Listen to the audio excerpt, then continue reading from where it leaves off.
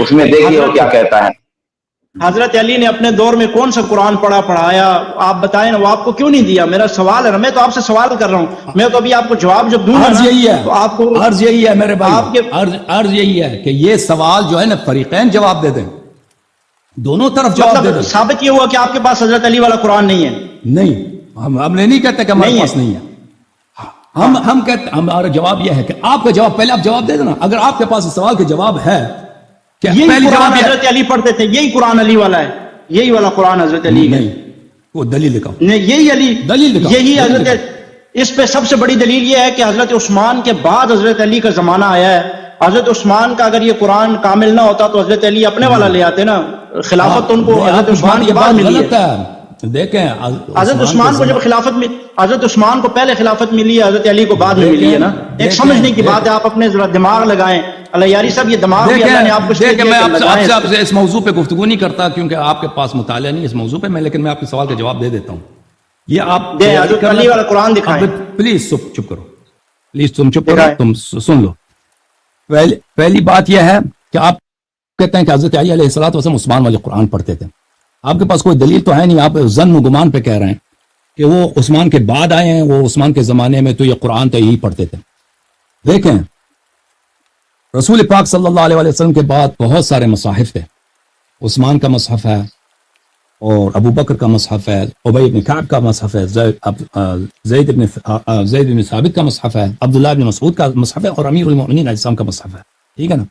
اب آپ کہتے ہیں کہ امیر المؤمنین علیہ السلام نے اپنا مصحف چھوڑ دیا اور وہ عبداللہ بن مسعود اور عثمان بن عفان کی مصحف پڑھتے تھے. یہ بات دلیل کا محتاج ہے. آپ کی یہ دلیل دیتا ہوں. دلیل یہ ہے کہ آپ کے پاس بھی وہی ہے. پلیز، میرے پاس دلیل یہ ہے کہ آپ کے ٹیبل پہ رکھا ہوا قرآن وہی عثمان والا قرآن ہے. یہ دلیل ہے، سب سے بڑی دلیل ہے. تم کو ان باتوں کو آپ کی ٹیبل پہ کون سا قرآن رکھا ہوا ہے؟ یہ بڑی دلیل ہے کہ شیعہ بھی یہی قرآن پڑھتا ہے جو عثمان نے لکھا ہے. علی والا کیوں نہیں پڑھتے ہو آپ؟ حضرت علی کے باغی ہو؟ حضرت علی سے آپ نے حضرت علی کے قرآن کو چھوڑ کے عثمان کا پڑھ رہے ہو، کیوں؟ اب دیکھیے گفتگو کیا ہو رہی ہے. ابھی اور واضح ہو جائے گا، ایک دوسری ویڈیو میں اور واضح ہو جائے گا کہ اگر قرآن آپ کے نزدیک ایسا ہے کہ قرآن اور بھی ہے تو وہ قرآن آپ کیوں نہیں پڑھتے؟ حضرت عثمان غنی رضی اللہ تعالیٰ عنہ کا قرآن کیوں نہیں پڑھتے؟ یعنی سائل یہ کہنا چاہتا ہے کہ حضرت علی کے پاس جو قرآن تھا، عثمان غنی کے پاس جو قرآن تھا، جو بھی مصاحف تھے، یہی قرآن تھا، کوئی قرآن الگ نہیں تھا. یہی قرآن اس وقت بھی تھا، یہی قرآن آج بھی ہے. یہ کہنا چاہتا ہے کہ نہیں، یہ قرآن حضرت علی والا قرآن نہیں ہے. یہ شخص جو ہے شیعہ شخص یہ بات کہنا چاہ رہا ہے. ایسا نہیں کہ یہ کوئی عام آدمی، بھائی ہم عام آدمی کی بات نہیں کرتے. یہ کوئی عام آدمی نہیں ہے، شیعوں کا ہیرو ہے، ایک بڑے طبقے کے نزدیک. ٹھیک ہے، ان کا ایک طبقہ اس کو نہیں مانتا. کیوں نہیں مانتا؟ کیونکہ خمینی کے بارے میں اور خامنئی کے بارے میں کچھ الٹا سیدھا بول دیا تھا. ان کے آپس میں بھی اختلاف ہوتے ہیں، تو وہ ایک الگ چیز ہے. لیکن یہ کہ اس طبقے کا یہ ہیرو ہے اور یہ کہہ رہا ہے کہ نہیں، حضرت علی کا قرآن تھا جو ابھی ہے نہیں، یعنی یہ قرآن ابھی اصلی قرآن نہیں ہے. آگے دوسری ویڈیو میں ابھی واضح ہو جائے گا. اور دوسری ویڈیو اسی کی ہے. جی حسن اللہ یاری صاحب، جھوٹ نہ بولیے گا. قرآن آپ کے پاس موجود ہے، قرآن ہاتھ میں ابھی پکڑیے، قرآن ہاتھ میں ابھی پکڑیے، اور ہاتھ میں پکڑ کے جو ہے اٹھائیے اسے قرآن کو میرے کہنے پر ایک بار please. I love you. Thank you. یہ قرآن آپ نے پکڑا ہے. اب ذرا میری طرف دیکھیں. بائبل کے تانے میں نے دے رہے تھے آپ مجھے، میری طرف ذرا آنکھوں میں آنکھیں ڈال کر جی سر بولیں آپ بولیں، مجھے بتائیں کہ جو قرآن آپ کے پاس ہے، جو قرآن آپ نے پہلے اپنے ہاتھ میں اٹھایا تھا، وہ قرآن قسم کھا کر کہیں کہ یہ وہی قرآن ہے جو حضرت محمد صلی اللہ علیہ وآلہ وسلم پر نازل ہوا تھا. کھائیں قسم. بالکل، اللہ تعالیٰ کی قسم، اس میں جتنے الفاظ ہیں یہ سب ہمارے نبی کریم صلی اللہ علیہ وسلم پہ نازل ہوئی. یہ سب اللہ تعالیٰ کے کلام ہے، یہ سب اللہ تعالیٰ کا کلام. یہ میرا عقیدہ ہے. بسم اللہ کی بے سے لے کے اور اینڈ والی آیت تک، بائے بسم اللہ سے لے کر سین والناس تک، یہ ہمارا عقیدہ ہے، یہ اہل بیت علیہ السلام کا اجماع ہے، یہ اللہ تعالیٰ کا کلام. ٹھیک ہے نا، یہ بالکل ہمارا عقیدہ. ٹھیک ہے، آپ کا عقیدہ میرے پاس آ گیا. اب مجھے یہ بتائیے گا، بس اب یہاں ذرا رکیے، ذرا سا رکیے. دیکھیے اب ندوی نے کیا کہا, سلمان ندوی ثم نقوی نے, کہ کسی بھی شیعہ سے پوچھئے کہ کیا یہ قرآن محمد صلی اللہ علیہ وسلم پہ نازل ہوا تھا, وہی ہے یا نہیں ہے, یہ وہی قرآن ہے جو اللہ کے رسول پہ نازل ہوا تھا, تو وہی کہیں گے کہ ہاں یہی قرآن ہے جو اللہ کے رسول پہ نازل ہوا تھا, اور یہی قرآن ہمارے پاس ہے جو آپ کے پاس ہے. یہی اس نے کہا نا, کسی شیعہ سے پوچھیں گے. تو دیکھیے یہ ان کا ہیرو ہے اور تحریف قرآن کا عقیدہ رکھتا ہے. لیکن جواب کیا دیا؟ جواب یہ دیا کہ بسم اللہ کی با سے لے کے سورۃ الناس کی سین تک یہ اللہ کا کلام ہے, یہ اللہ کے رسول پہ نازل ہوا ہے, میرا اس پہ ایمان ہے, میرا اس پہ عقیدہ ہے, اس پہ اہل بیت کا اجماع ہے کہ یہ وہی قرآن ہے صحابہ جو اللہ کے رسول پہ نازل ہوا تھا. اب دیکھیے اس جواب سے لوگ دھوکے میں آ جاتے ہیں. اب اس جواب کے اندر جو بات چھپی ہوئی ہے وہ اکثر ظاہر نہیں کرتے, اور بعض جو موفٹ ہوتے ہیں, جوش میں آ جاتے ہیں, متشدد ہوتے ہیں, وہ ظاہر کر دیتے ہیں. میں ہمیشہ یہ کہتا تھا, اسی اسٹریم میں ایک دو بار میں کہہ چکا ہوں, کہ جب یہ لوگ یہ بات کہتے ہیں کہ یہ قرآن وہی ہے جو رسول اللہ پہ نازل ہوا تھا, تو ان کے کہنے کا مطلب یہ ہوتا ہے کہ اس میں جو ہے کیا نام سے زیادتی نہیں ہوئی, اس میں کمی ہوئی ہے, یعنی اس میں کچھ بڑھایا نہیں گیا ہے. تو بڑھایا نہیں گیا ہے تو وہی ہے. اب کچھ اس میں ہے جو نہیں ایڈ کیا گیا, تو وہ یہ نہیں ظاہر کرتے, کیونکہ کہتے ہیں کہ اس میں جو کچھ ہے وہ تو وہی ہے, لیکن اس میں کچھ اور تھا جو نہیں ہے, تو یہ جو دوسرا پارٹ ہے اس کو چھپا لیتے ہیں اور یہ کہہ دیتے ہیں کہ ہاں یہ تو بات صحیح ہے کہ یہ ساری چیزیں اللہ کے رسول پہ نازل ہوئی تھی. حالانکہ تمام شیعوں کا یہ بھی عقیدہ نہیں, ان کے عقیدے میں حذف بھی ہے اور اضافہ بھی ہے, یعنی اس قرآن میں حذف بھی ہوا ہے اور اضافہ بھی ہوا ہے. لیکن بہت سارے شیعہ یہ مانتے ہیں کہ اس قرآن میں اضافہ تو نہیں ہوا لیکن حذف ہوا ہے, اور بھی 4 قسم کا عقیدہ ان کا قرآن کے بارے میں ہے, لیکن میں ادھر نہیں جاتا. میں یہ ثابت کرنا چاہ رہا تھا کہ کتنی صفائی کے ساتھ قسم کھا کر کے قرآن ہاتھ میں لے کر کے کیسا اس نے کہا, آپ نے یہ عقیدہ سنا, کیا اس عقیدے میں کوئی پریشانی ہے؟ نہیں پریشانی, لیکن پریشانی ہے یہ تقیہ جو رکھتے ہیں اس سے پریشانی ہے. ابھی تقیہ کھلے گا یہاں پہ, آپ سنیے گا کہ اس عقیدے کے پیچھے عقیدہ کیا ہوتا ہے, وہ سنیے گا ذرا. چلیے. خلفائے راشدین نے جو قرآن شریف جمع کیا تھا, اس کے بعد حضرت علی ان کے پاس صحیح قرآن لے کر آئے کہ جو انہوں نے اس کے اجزاء کو دیکھنے کے بعد جمع کیا تھا, انہوں نے حضرت علی کے جمع کیے ہوئے نسخے کو لینے سے انکار کر دیا. اچھا, آپ کے جو شیخ ہیں, ٹھیک ہے, آپ کے جو بڑے عالم ہیں, شیعوں کے بڑے عالم, وہ لکھتے ہیں, یہ میں اپنی طرف نہیں کہہ رہا, وہ لکھتے ہیں اپنی حدیثوں کے اندر, شیخ علی القرآنی تدوین قرآن 181 صفحہ کے اوپر لکھتے ہیں, جو حضرت علی والا قرآن تھا اس قرآن کے اندر 17,000 آیات تھیں. موجودہ قرآن کے اندر جس پر آپ نے ہاتھ رکھ کر قسم کھائی ہے, ابھی پھر دوبارہ قسم کھائی, کتنی آیات ہیں اس میں؟ کتنی آیات ہیں اس میں؟ 6,000 کچھ ہیں. ہنس گئے نا پھر آپ؟ نہیں پسا, نہیں پسا نا. آپ نے جو سوال کیا نا, آپ نے جو سوال کیا یہ سب اللہ کا کلام ہے. 17,000 جو آیات والا قرآن تھا وہ قرآن کہاں ہے جو حضرت علی نے جمع کیا تھا؟ آپ نے جو سوال کیا نا, وہ یہ کہتے ہیں کہ اس قرآن کے اندر 17,000 آیات تھی, اور اس قرآن کے اندر علی کے نام سے بھی ایک سورت تھی, فاطمہ زہرا کے نام سے بھی ایک سورت تھی. کہاں ہے؟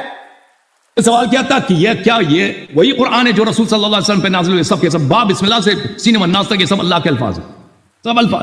اس میں حذف ہوا ہے کیا نہیں, بات اس پہ ہو رہی, اضافے کی بات نہیں, ترتیب بدلی گئی. یہ تو سب مسلمانوں کو پتا ہے کہ یہ ترتیب نزول نہیں ہے, ترتیب نزول. اچھا, اس میں کیا ہے؟ ایک بات, یہ ترتیب نزولی بولا نا, ترتیب نزولی نہیں ہے. اب سلمان ندوی نے کیا کیا ہے, ترتیب نزولی کے اعتبار سے قرآن جمع کرنے کی کوشش کی سلمان ندوی نے. یعنی شیعوں سے کتنی موافقت ہے, کتنی روحانیت دونوں کے درمیان مل رہی ہے. چلیے آگے چلتے ہیں. ہاں چلائیں. ترتیب نزول نہیں ہے, ترتیب نزول.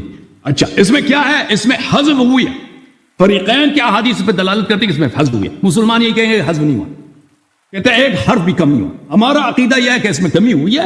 انہوں نے کہا کہ شیعہ عثمان کو منافق سمجھتے ہیں, تو دیکھیں قرآن عثمان پہ نازل نہیں ہوئے, قرآن کے نسخے موجود تھے. عثمان نے ایک دفعہ پھر قرآن کو جمع کیا ہے اور باقی نسخوں کو جلایا ہے, اور ہمارا یہی عقیدہ ہے کہ اس نے جلاتے ہوا قرآن کے بہت سارے آیات کو حذف کیا. البتہ اس میں ملاوٹ نہیں کی ہے کہ باہر کی کوئی کلام اس میں ملایا جائے, اس نے باقی حذف کیا, جلا دی. اچھا, کون سے جلائیں؟ کہ اس میں وہ آیات تھیں جس میں اہل بیت علیہ السلام کے نام تھے. اہل بیت علیہ السلام 12 ائمہ علیہ السلام کی صفات موجود تھی, اور صحابہ کا کفر موجود تھا, شیخین کا کفر موجود تھا. وہ حذف کیا ان لوگوں نے, وہ جلا دیا ان لوگوں نے, ضائع کر دیا. اچھا, آپ نے کہا سنا, اچھا ٹھیک, سنا آپ حضرات نے سنا تقیہ کے پیچھے کیا چیز چھپی ہوتی ہے, تقیہ میں کیا چیز ہوتی ہے. کہا اس نے کہ حذف ہے اس میں, یعنی عثمان غنی رضی اللہ تعالیٰ عنہ نے جو قرآن جمع کیا اس میں آیتوں کو حذف کیا کافی. اور کون سی آیتوں کو, کون سی صورتوں کو, جن میں اہل بیت کی تعریف تھی, جن میں صحابہ کا کفر تھا, شیخین کا کفر تھا. اب آپ دیکھیے, یہ اس پر جماعت اسلامی والوں کو کچھ نہیں گزرتا ہے بھائی, کوئی پریشانی نہیں ہوتی ہے. جماعت اسلامی والوں کو نو پرابلم, کبھی اس پہ دفاع نہیں کریں گے, کبھی اس پہ ان کا پارا نہیں چڑھتا, کبھی اس پہ مضمون نہیں آئے گا.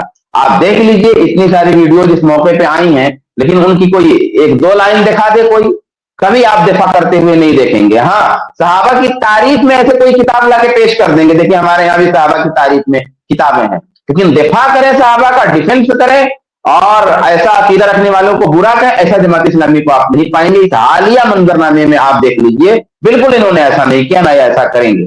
یہ آدمی کھلم کھلا کہہ رہا ہے, یہ کوئی عام شیعہ نہیں ہے, یہ شیعوں کا ہیرو ہے. یہ صاف طور پہ تحریف قرآن کا عقیدہ بیان کر رہا اور مسلمان کہہ رہا ہے اہل سنت کو. میں نے یہ بھی کہا کہ جب یہ مسلمان کہتے ہیں, جب یہ امت کہتے ہیں, تو ہم کو کافر کہہ رہے ہوتے ہیں. یہ جو جنگ چلی ہے اس دوران ہم کو بہت مسلمان کہا گیا, بہت دفعہ امت کہا گیا, لیکن یہ جان لیجئے کہ ہم کو جب بھی امت کہا جاتا ہے, جب بھی مسلمان کہا جاتا ہے, تو وہ اس لیے کہا جاتا ہے کہ ہم کافر ہیں, ہم منافق ہیں. لیکن ہم مسلمان لفظ صحیح مانتے ہیں, ہم امت لفظ صحیح مانتے ہیں, اس لیے ہم کو اچھا لگتا ہے امت اور مسلمان کا لفظ. لیکن ان کے یہاں مسلمان اور امت کا مطلب منافق اور کافر ہے. یہ اپنے جو اصلی ہیں ان کو مومن کہتے ہیں, ان کے لیے مومنین کی تعبیر استعمال کرتے ہیں. تو یہ یاد رکھیں لوگ.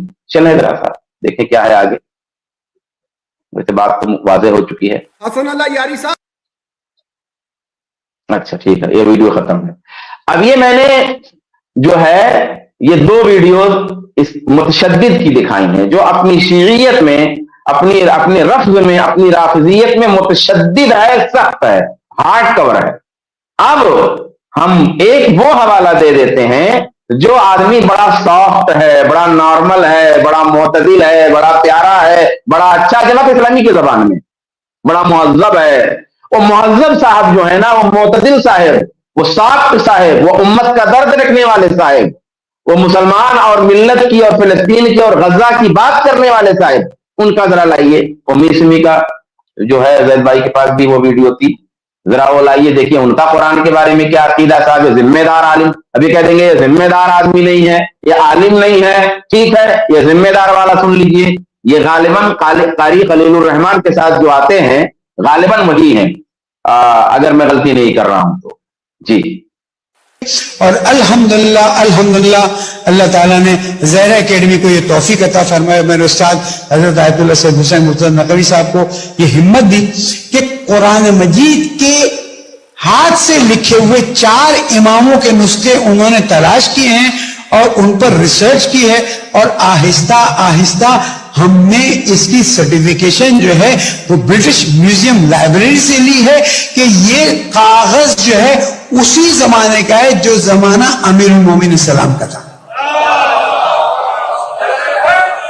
یار یہ اللہ تعالیٰ کا احسان ہے. میں اللہ تعالیٰ کا شکر ادا کرتا ہوں کہ زہرا اکیڈمی نے, ویسے تو اللہ تعالیٰ نے کرم کیا کہ جن کے نام کی تھی وہ برکتیں ہیں, لیکن تاریخ کا یہ کام آپ کو آگے چل کے بتائے گا. میں یہاں سے اس وقت بیان کرنے کی پوزیشن میں نہیں ہوں, ورنہ اہل سنت کے ساتھ ہمارے اختلافات ایک دم سے کھڑے ہو جائیں گے اور ہم پھر اس کو حل نہیں کر سکیں گے. جیسے کہ اس وقت تو دشمن ڈھونڈ رہا ہے وہ ایک چھوٹی سی چیز مل جائے اختلاف کی، اس کو ایسا دھماکہ کر دیا جائے.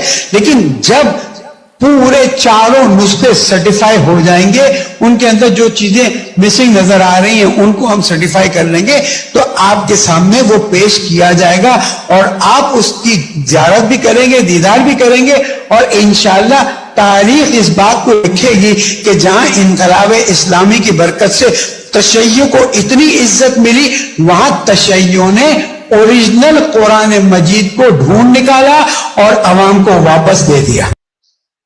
ہے لعنت بر ہؤلائی. اللہ اکبر. یہ معتدل صاحب ہیں، یہ ذمہ دار صاحب ہیں، یہ سافٹ ہیں. کیا فرمایا ہے پہلے تو بیچ میں کیا فرمایا کہ کچھ یہ کہنا چاہتے تھے، اصل میں کھل کے کچھ کہنا چاہتے تھے، لیکن ان کو امت کا درد اٹھ گیا پیٹ کے اندر کہیں سائڈ میں، بڑے تیز کا امت کا درد لگا ان کو، تو وہ درد لگنے کی وجہ سے رک گئے. ہاں، جیسے جماعت اسلامی والوں کو امت کا درد لگتا ہے، ایسے ہی امت کا درد لگتا ہے. تو یہ امت کا درد ان کو لگ گیا، مسلمانوں کا درد ان کو پیٹ میں کہیں لگا، تو انہوں نے وہ جو بات کہنے جا رہے تھے نا، انہوں نے امت پہ احسان عظیم کیا کہ وہ بات انہوں نے نہیں پیش فرمائی، کیونکہ وہ بات پیش کرنے سے نا امت میں اختلاف ہو جاتا. جی ہاں، امت میں اختلاف نہ پڑے، امت کو اختلاف سے بچانے کے لیے، امت کو متحد رکھنے کے لیے، امت کے درد میں، امت کی پیڑا میں ایک بات یہ کہنا چاہ رہے تھے، وہ بات انہوں نے نہیں کہی. ٹھیک ہے، لیکن کہہ بھی دی، لیکن تھوڑی دیر کے بعد کچھ نہ کچھ کہہ بھی دیا. کیا کہہ دیا بھائی؟ انقلاب اسلامی کی برکت سے. وہ انقلاب اسلامی کون ہے؟ وہ خمینی انقلاب. اس کی برکت سے بہت کچھ ہوا، لیکن ایک اور کام اس کی برکت سے کیا ہوا کہ اوریجنل قرآن ڈھونڈ نکالا. سبحان اللہ. یہ قرآن جو ہے نا، یہ اوریجنل نہیں ہے، اوریجنل قرآن ڈھونڈ نکالا ہے. کوشش جاری ہے کہ وہ اوریجنل قرآن جو تھا وہ اس پہ کام ہو رہا ہے اور اس کی برکت سے مل جائے. یہ نقوی جو ہے، یہ ندوی، اس کو جو ہے بار بار ریال فیال خیال پتہ نہیں کیا کیا گندگی اور خلاظتیں اس انسان کے سینے میں اور ذہن و دماغ میں بھری ہوئی ہیں، جو اگلتا رہتا ہے، اور جماعت اسلامی کا پورا ٹولہ اگلتا ہے. اس پہ ان کو کوئی غیرت نہیں آتی، اس پہ ان کو کوئی حیا نہیں آتی، کوئی شرم نہیں آتی، کہیں خون نہیں بھڑکتا، کہیں امت کا درد نہیں ہوتا، کہیں قرآن کی غیرت نہیں آتی. مبہم طریقے سے یہ اوریجنل قرآن نکال رہا ہے بیچارہ.